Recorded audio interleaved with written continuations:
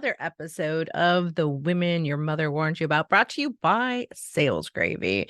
And if you have not checked out Sales Gravy, you need to go do that to level up to the next place in sales. You can check out almost 300 courses, both live and on demand. Several of those courses I have created. So thank you to our sponsor, Sales Gravy and Sales Gravy University, for giving us this platform. Today on this episode, it is a solo episode. I don't do a lot of those. And every now and then, here we are.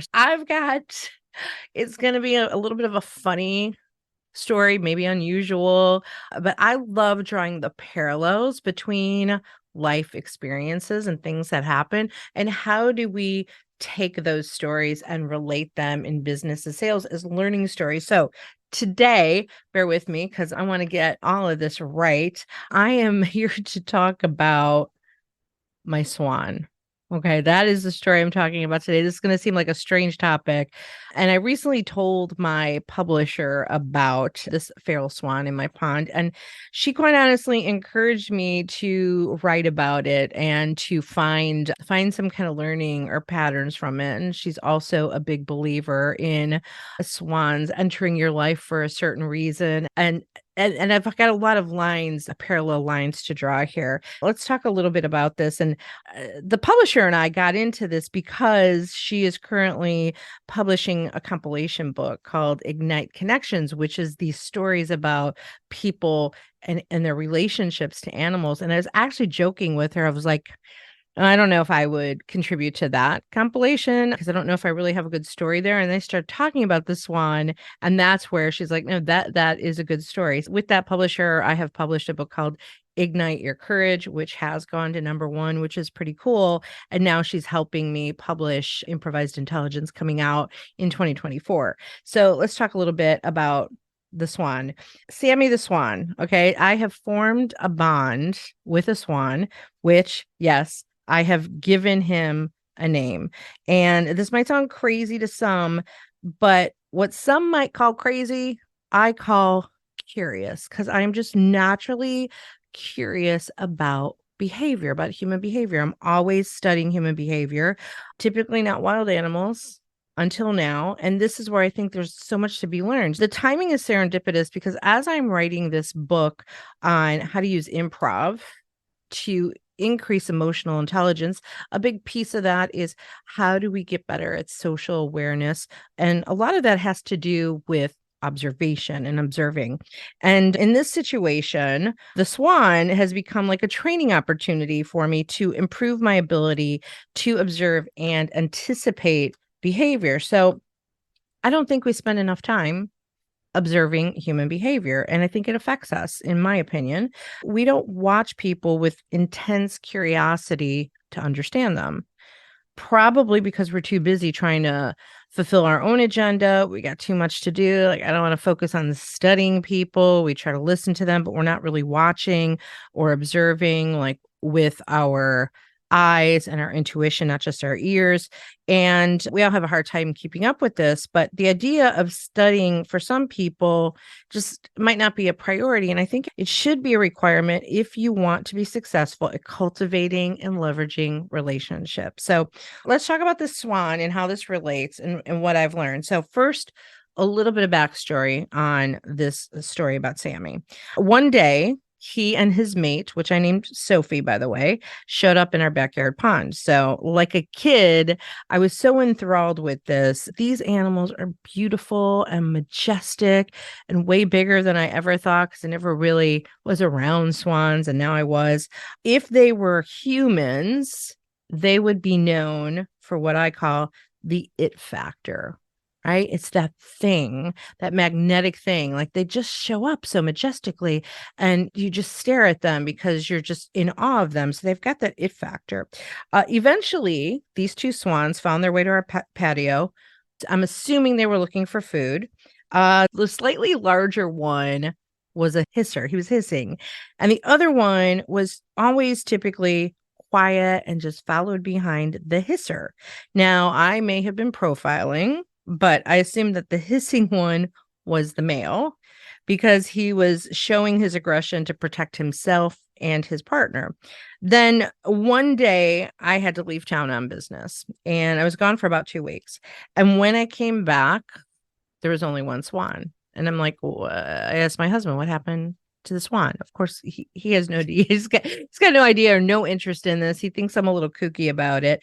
But our community has a Facebook page, and on the Facebook page, that's where I found out that the other swan died tragically. They, by most likely an alligator, possibly another predator. Alligators are kind of like a number one predator of swans. Why do I know that? Because Google. So this broke my heart. I was like, I knew something was wrong. What happened? But there are rumors, nothing's happened yet or transpired, but there are rumors that the Wildlife Authority has been trying to find a mate for this swan. I got so invested in Sammy emotionally, as he's a widower. I know, again, it sounds crazy, but swans mate for life. Didn't know that, right? So they mate for life. Now he is like without his mate.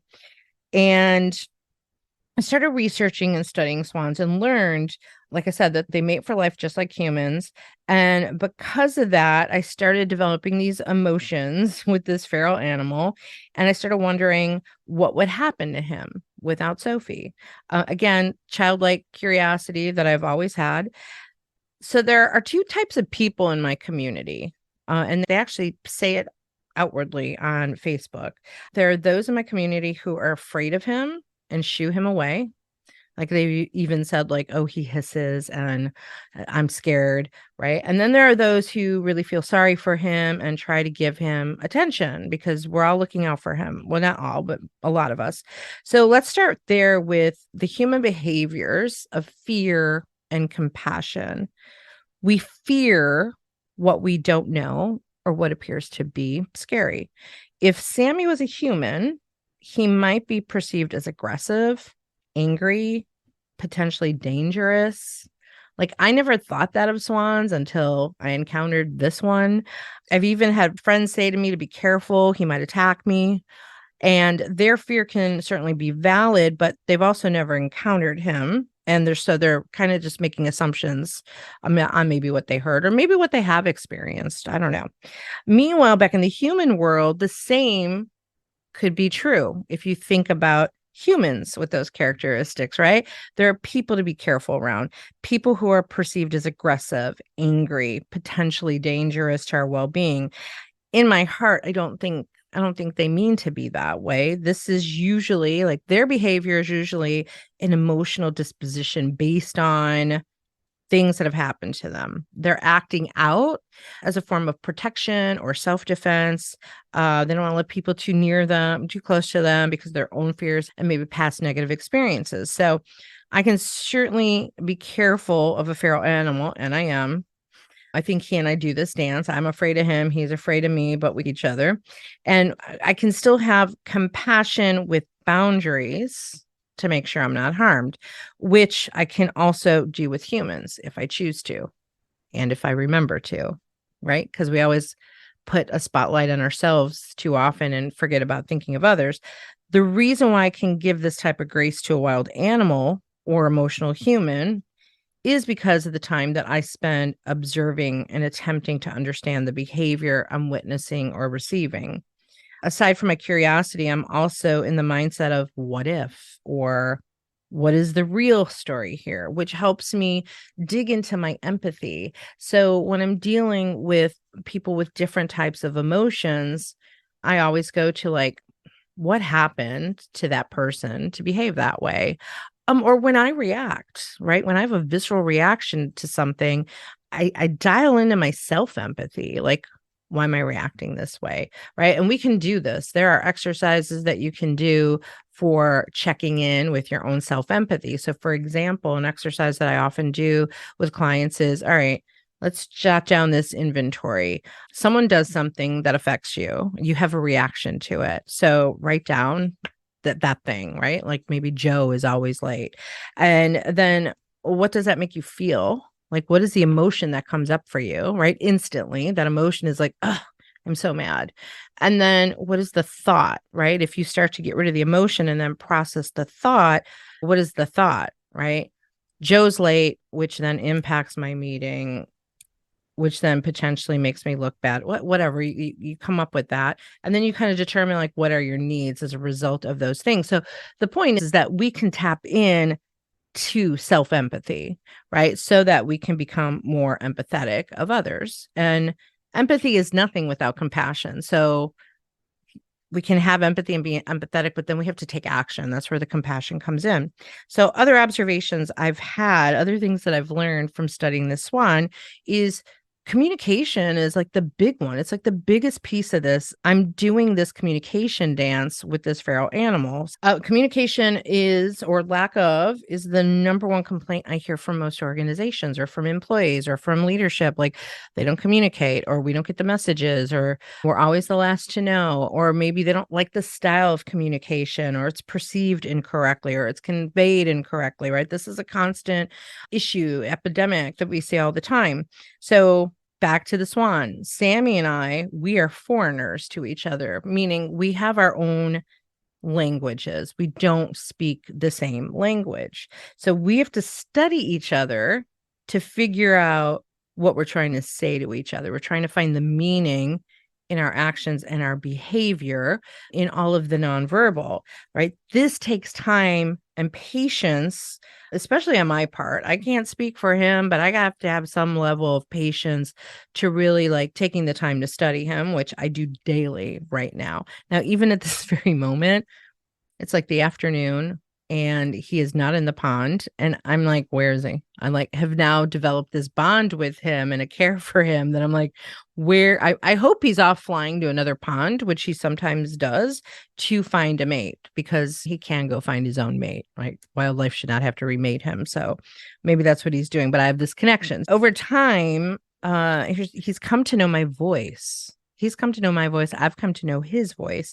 Now, I would like to believe that he truly knows his name because I have named him, like literally the whole community is referring to him by name. But when I do call out his name, especially when he's like on the other side of the pond, he literally, his whole body reacts to it. Like, what was that? And then he sees me and he beelines, like if he's on the other side of the pond, he beelines, like they paddle fast. He paddles quickly to my side of the pond, gets out of the water, waddles up, and just shows up on my patio. Or sometimes I don't see him and I'll go out there and call his name and then he just appears. I don't know where he was. He just shows up.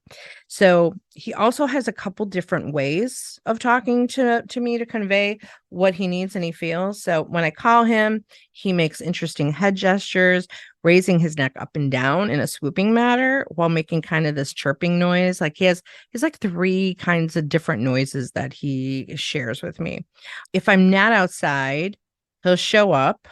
He will show up. Sometimes I have my porch door open. He will show up. I might be early in the morning working, and he will make a very distinct noise to get my attention, basically saying, hey, I'm here, come outside. It's a different noise of all the noises he makes.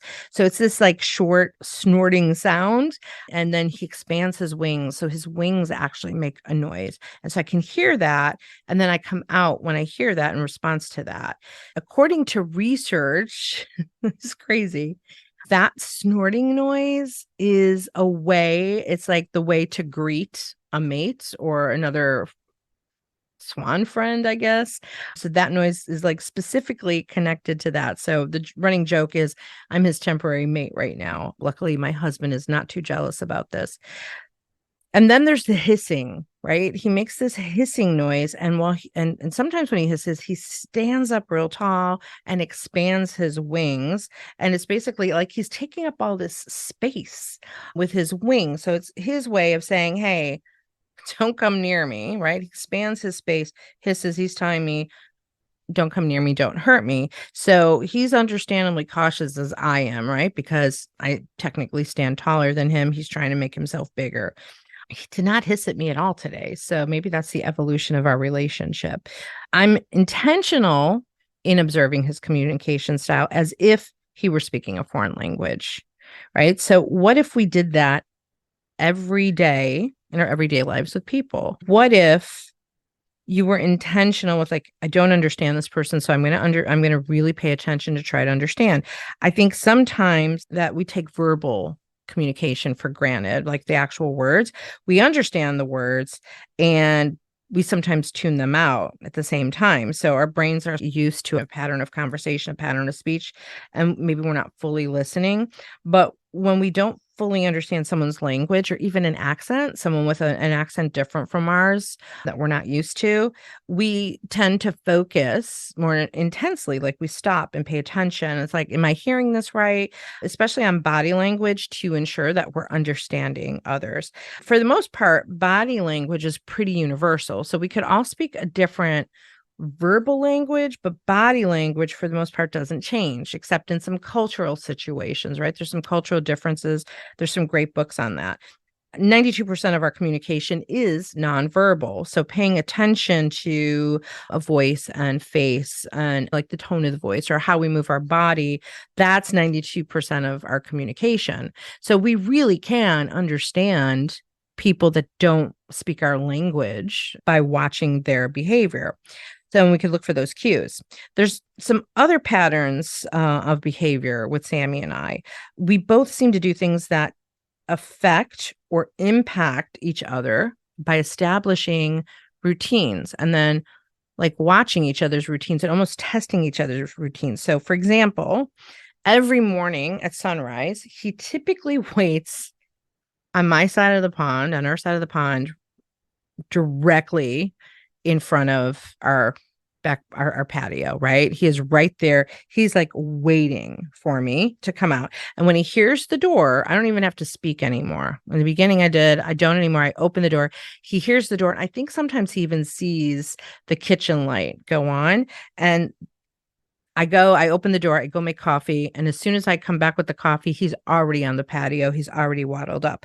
If I've slept in, right, and he's waiting in the pond and he doesn't see me, he will just make his way to the patio and wait. He will wait on the patio for me to come out, and then he greets me with that snorting noise. He comes to me anytime he sees me outside, right? He just automatically comes.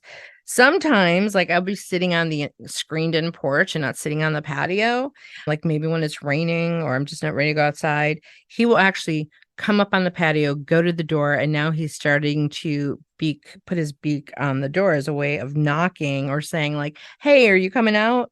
You always come out." Like now I'm intrigued by it. So I kind of sit out there just to see what he's going to do.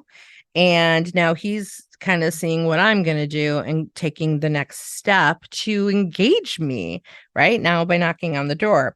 So this is a little bit of an experiment for improving my social management, right? So there's social awareness, paying attention, right, in EQ. And then there is, what are we going to do with that? And how are we going to manage that process?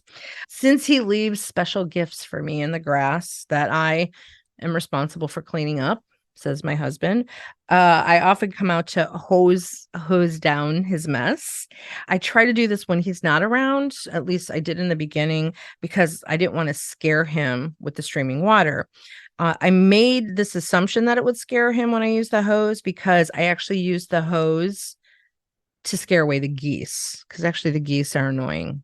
Swan, not so much, but the geese, I don't jive with the geese. Maybe it's a personality thing, but I've used the hose to like spray at them and they run away. They hate being sprayed with water. So I assumed that the swan would hate the water. And so I don't want to scare him. So I avoid it. But one day while I was out there, he just kept walking up to me and I'm like, all right, I got things to do. I'm going to just keep spraying. And he got under the stream of water to catch the water in his beak. And it was like the funniest thing watching his beak literally chomp at the water stream. I literally could not stop laughing at this. I have video of it because it's so funny. He also likes to drink the water as it forms puddles in the grass, right? So he's actually seeking that water, which makes sense because it's got to taste better than the pond water. And so I watched that. So we've actually created this new playful routine where he like plays like a kid in a sprinkler. Like he's waddling through the water. He doesn't mind the water like touching him and spraying him down. So now I actually spray him down. Like I clean him off coming out of the pond. And then when he's done, he's had enough, he walks away. The most important learning piece of this for me was that we cannot make assumptions about behavior. Like we make these assumptions about behavior. A swan is not a goose, right? The swan is not behaving like the goose necessarily, but I'm assuming because they're both waterfowls, fowls, I'm making an assumption that they're going to behave the same, but they have different likes and dislikes and they react differently. And I learned this just through the simple observation. And again, we don't always do this. We just make an assumption that this person is going to act like that person because they have the same job title or they come from the same place or they come from the same industry, right? We just sort of profile that.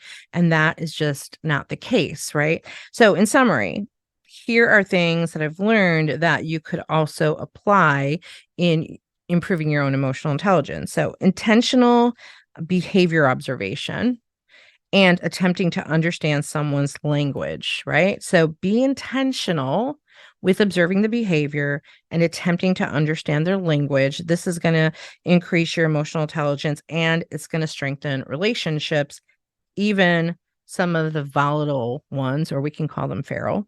Sometimes people are experiencing something challenging that affects their behavior. And this is an opportunity to be empathetic, patient, and compassionate. You can't assume that all birds flock together, meaning don't assume that all people behave the same way for the same reasons.